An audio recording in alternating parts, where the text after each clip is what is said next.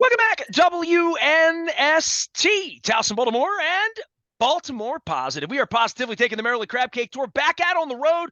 I've got tour dates all around baseball. April 5th, we'll be starting things in Costas in Dundalk. Then on the 7th, as we open our new arena here in Baltimore with Bruce Springsteen and the Eagles on back-to-back nights, we'll be doing it down at Fadley's, hence the Fadley shirt, ready for baseball season. I'll have some Maryland scratch offs in the Maryland Lottery, the 50th anniversaries to give away at both of these events, as well as our friends at Window Nation, 866-90 Nation. You buy two, you get two free for throughout the month of March, and the 2 years, 0% financing. Well, I've reached up all the agents that I know. This guy and I have been trying to play tag the last couple of weeks. He represents a few people around the league. It's a busy time of the year as Lamar Jackson has been given the non-exclusive franchise tag. I think about 6 months ago when I had Leigh Steinberg on, I would have had to ask him, what is the non-exclusive? We're trying to learn all of this. We're trying to catch up with you, Leigh Steinberg, on everybody's an agent in Baltimore right now. How have you been? And I'm sure celebrating another beautiful little experience with your quarterback, Patrick Mahomes. Oh, yes, that Super Bowl was about as good as it gets in the pantheon of thrills for someone representing athletes. You can't do much better than that. Well, I've known you a long time, and I remember when you rebuilt the agency, and you said one day we're going to represent these types of players in regard to Patrick. And I had you on in Miami. You and I were together at Radio Row 3 years ago, right before the pandemic. I think we spoke about a little bit about Kobe Bryant that week because that was the week it was. And you were, a bullying about the front end of what it could mean for him and for all of this. And as we sit here with the Lamar Jackson contract and what it means for all of these quarterbacks and what chairs they sat in, obviously Patrick Mahomes has been just a beautiful gift to you as well at this point in your career. Well, he's a beautiful gift to the world because he's such a centered and thoughtful person, and he'll go that way. But look, the key in football today is the franchise quarterback. It's become a quarterback-centric league. So here's the key. Can you find the player who you can build around for 10 to 12 years? Can you find a quarterback you can win because of rather than just with? And can you find someone who, in critical circumstances, in adversity, the game's getting out of hand, the quarterback's throwing a couple interceptions, the crowd's booing, what does he do then? Can he compartmentalize, adopt a quiet mind, and elevate his level of play to take a team to and through victory? There are very few quarterbacks like that. I mean, you'd have to say Aaron Rodgers, obviously Tom Brady was, Patrick Mahomes, Joe Burrow, Justin Herbert, and then there's Lamar Jackson, and he clearly is a franchise quarterback. So normally in these situations, these contracts are not a public subject.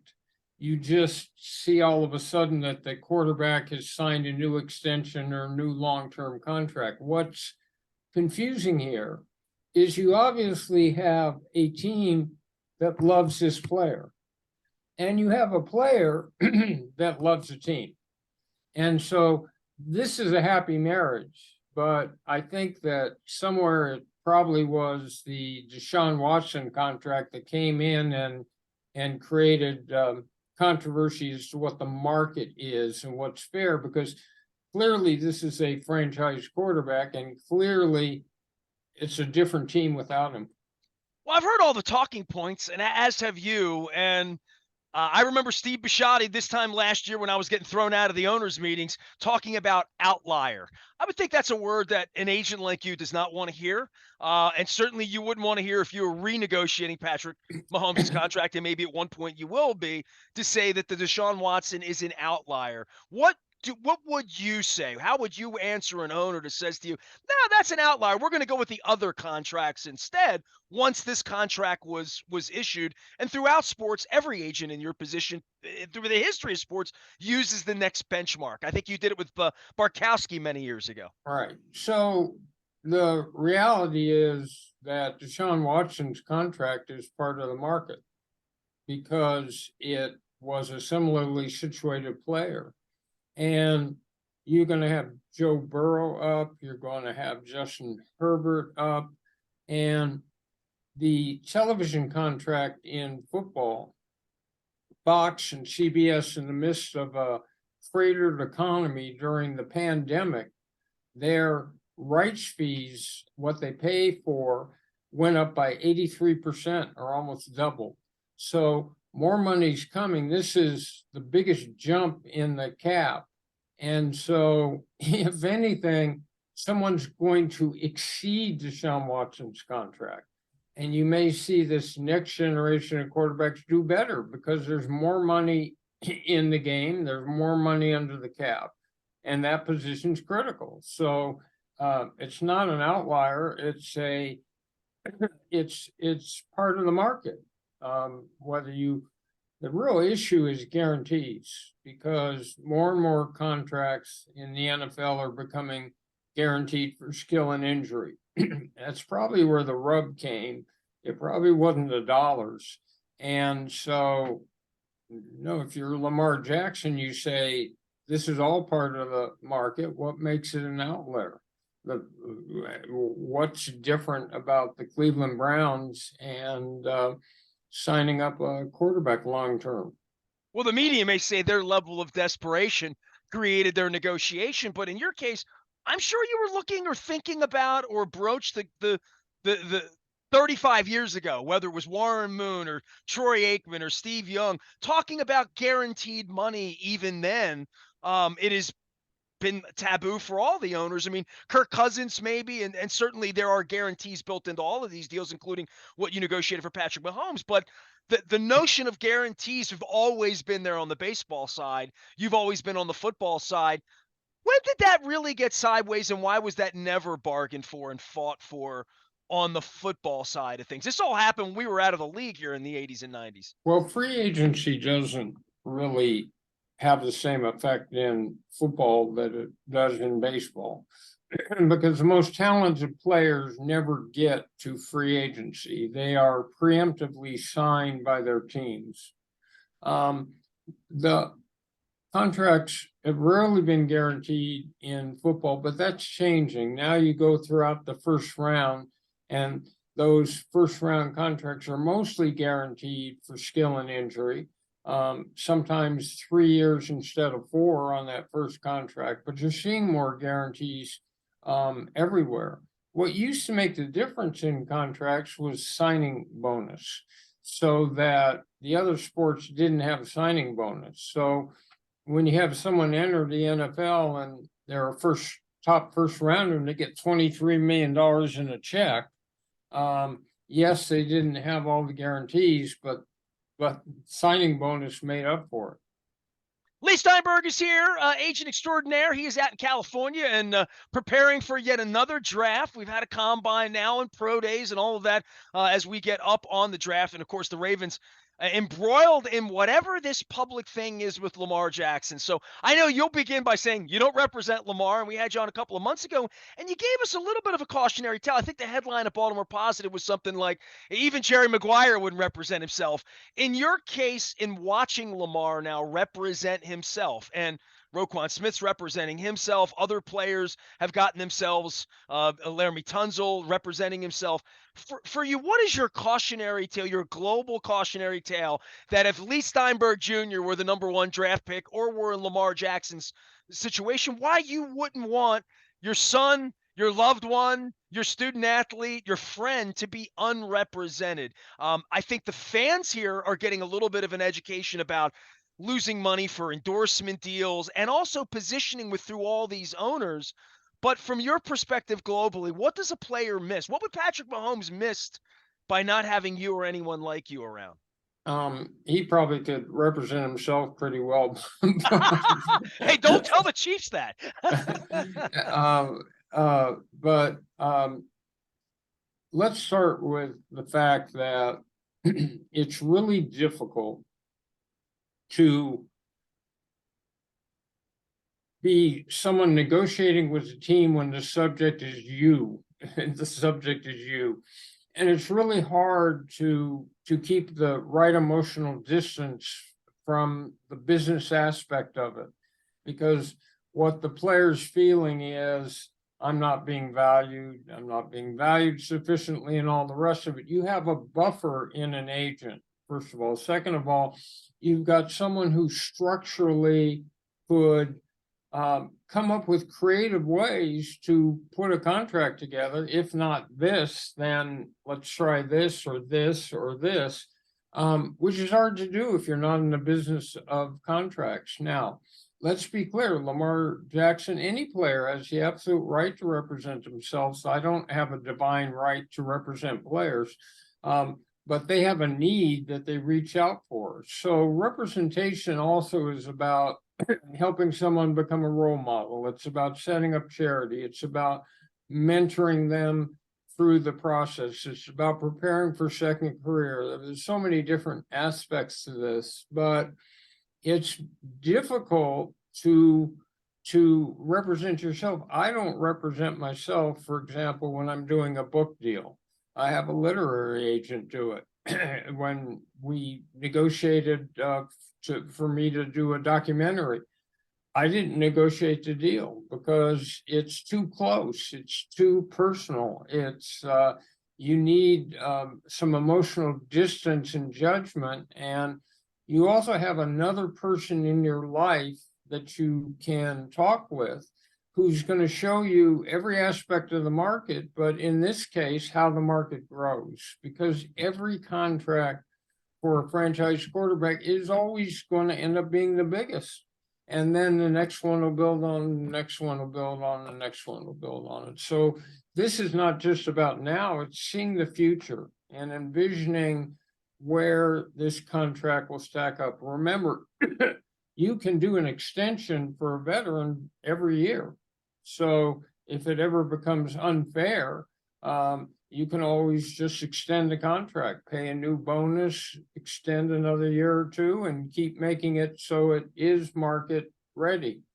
The counterbalance is how to keep the supporting cast together that will enable a player to get to the Super Bowl. And so if the cap number is too extraordinary and enormous for the quarterback, then there's a problem. But that can be done through structuring and figuring out all salary counts against the cap, but amortized bonus counts against the cap. So it can be structured in a way that allows you to both have the best competitive edge, which is important for the quarterback, and maximize the dollars. Leigh, is it possible that the owners could collude in this day and age? That's a strong charge for anyone to make, but is it even possible that because certainly nobody was colluding last year with Jimmy Haslam and giving money, guaranteed money to Deshaun Watson, and you've seen these salaries go up through 40 years of you doing this work. You've already mentioned that the actual pie has grown, and it's very obvious, and the union is negotiated for all of that. But is it possible that the owners could artificially suppress this in some way for the market? I think that that the issue of guarantees is so basic that they don't have to collude to know that it ties their hands and restricts them in some ways. So I don't think they need to. They share the same interests. Back in the day, back like when the USFL was born and the rest of it, and then it crashed, agents colluded like crazy, but there was a totally different system, and owners colluded like crazy, but it was a totally different system then. And now, I doubt that they would even have to do that. That's just their inherent interest. It's like when people talk about conspiracies among wealthy people in the world, right? They're always like, they control the world. They don't have media. So we all get together, Leigh. The media all gets together and decides, right? I mean, the media, like we have a meeting at night, right? Right. So the point is, you don't have to convince wealthy people that they don't like taxes and they don't like regulation, right? You don't have to have a conspiracy. They just have the same interest. Leigh Steinberg is here. We have the same interest in sports in the National Football League and have since I bought my Steve Bartkowski jersey at Sears back in 1978-79. Last thing for you on the representing yourself side of this. I think we all saw the inherent issues and even your talking points about not representing yourself, that all of us would say that. But in practice, this last couple of weeks, about how a player would get Arthur Blank or an owner on the phone or Jim Irsay or Steve Bisciotti on the phone and literally do the work that you, and not just, I mean, you're rich and famous and you're the guy out in front. I've seen your team of people. It's not just one. I mean, you have an army of professionals across all sorts of level of finance, law, money, helpfulness, like all of the things that agents do for players. The notion that just the simplicity of the contract negotiation from the fans' perspective, it's mind-numbing to think that, for me at least, having done this for 27 years, thinking that he doesn't have somebody like you doing this work and trying to get him the $200 million contract he wants. Well, one of the problems here is that once something becomes public, it makes deal making much more difficult. Once a player or an owner feel pushed up against the wall in some way, it doesn't necessarily make them more willing to make the deal. It may make them more resistant. So trying to keep things below the surface and not played out in the newspaper, there's only one person that can pay Lamar Jackson, that's Steve Bisciotti, right? And once I realized that that if I was criticizing an owner publicly, it didn't necessarily, it wasn't like the fans were gonna march to the stadium, you know, with torches and pitchforks and demand that the player get the money. It all seems incredibly unreal to an average working person. So you've got to try to keep these discussions behind the scenes where no one's pushed up against a wall, no one's made to feel criticized. Just keep it private. Well, Leigh, I appreciate you coming on and representing some players in a few weeks. Are you, still hard at work and bringing these young men to Well, Indianapolis? we've got younger agents doing all of that. Well, we'll just leave the rest of it to us here, the older guys. Hey, I appreciate for 30 years you being so kind to me at all these radio rows. I'm sorry I missed you in Phoenix a couple of weeks ago, but I'm really glad you made a little bit of time. And I think the drama here I've been doing this 31 years. I've never had an off season like this. When your quarterback is in flux with a franchise or when you don't have one, we've had a few of those. But when this happens, it's greatly upsetting to a franchise and its fan base. This has been a very combustible offseason for here in Baltimore, at least. So they've used the tag. Now you just have to privately see if there's a better structure and a better way to go. It's not over because they use the franchise tag. They can take it off and negotiate a new contract at any time. Okay, well, maybe cooler heads will prevail and the money will come flowing and number 8 will be back out on the purple field. Leigh, thank you very, very much. Appreciate all the work and all the good deeds over the years. And missed your party. We'll hope to be there next year. I hear it's going to be bigger and better in Vegas, right? It will. There you go. Appreciate Thank you. Leigh Steinberg, agent extraordinaire, joining us from his office out in Marina Del Rey. You can find me anywhere good crab cakes are served. We're going to be bringing the Maryland Crab Cake Tour back out on the road. We're going to be at Costas on the 5th of August, or of April. Did I say August? I meant April. April 5th, get ready for baseball season the day before opening day. We'll be down in Dundalk celebrating 50 years of the Maryland Lottery. John Martin's going to join us. We got some great guests lined up. Then on the 7th, we're going to be at Fadley's. I'm wearing the Fadley shirt down at Lexington Market, the old market. That is the day after opening day. That is the day that the new CFG Bank Arena will be opening with Bruce Springsteen. Springsteen will be among us. Maybe I get Nils Lofgren to come have a crab cake with me at Fadley's. Who knows, right? I am Nestor. We are WNST, AM 1570, Towson, Baltimore. And we never stop talking Baltimore positive.